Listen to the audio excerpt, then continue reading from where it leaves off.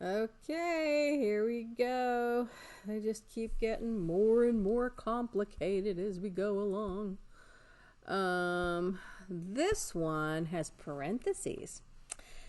And whenever I see parentheses, it's like they're flashing at me screaming, do me first, do me first. Because, you know, order of operations always says do what's in the parentheses first. But since I can't actually do what's in the parentheses because they're both x plus 5s, I have to distribute to get rid of the parentheses. So I'm going to start by distributing the 2. 2 times x is a 2x, and 2 times 5 is a 10. And then on the other side, this 5 right here, he's just going to hang around and wait for the negative 4 to distribute to get rid of the parentheses. So it's a negative 4 times a positive x, so that's a negative 4x. And then it's a negative 4 times a positive 5. Negative times a positive is a negative, so I'm going to put a minus, and 4 times 5 is 20. And that gets rid of both sets of parentheses.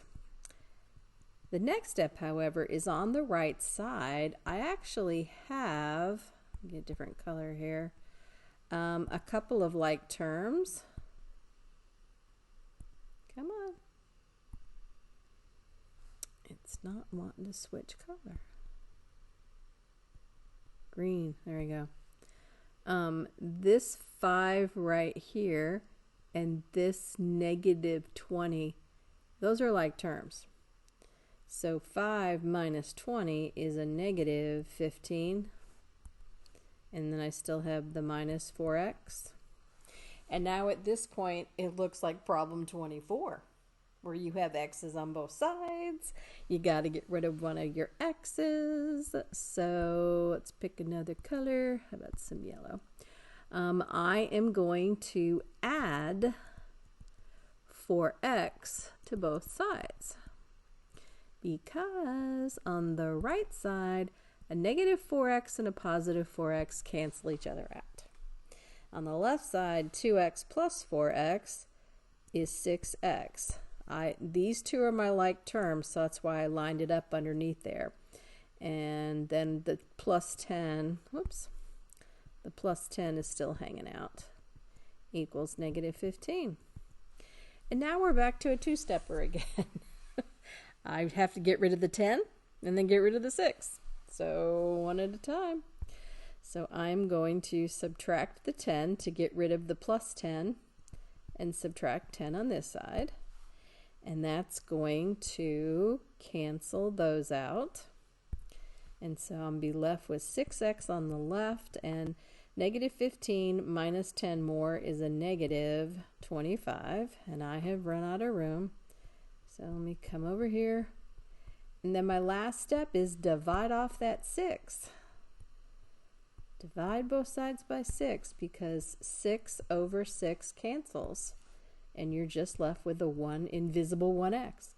And let's see, 25 over 6. Nope. I can't reduce the fraction. I know it's a improper fraction, but it's okay to leave it like that. I suppose if you grabbed your calculator and divided 25 divided by 6 and took it into decimal, that'd be 4.1666666. But my math lab usually asks for a fractional answer. The only time I know for sure when they want a decimal is if they ask me to round it off. So, but anyway.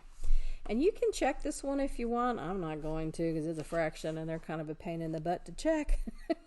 But you can check them pretty easily with your calculator, and I could show you how to do that in class. So, or I have shown you how to do that in class, since this is a review.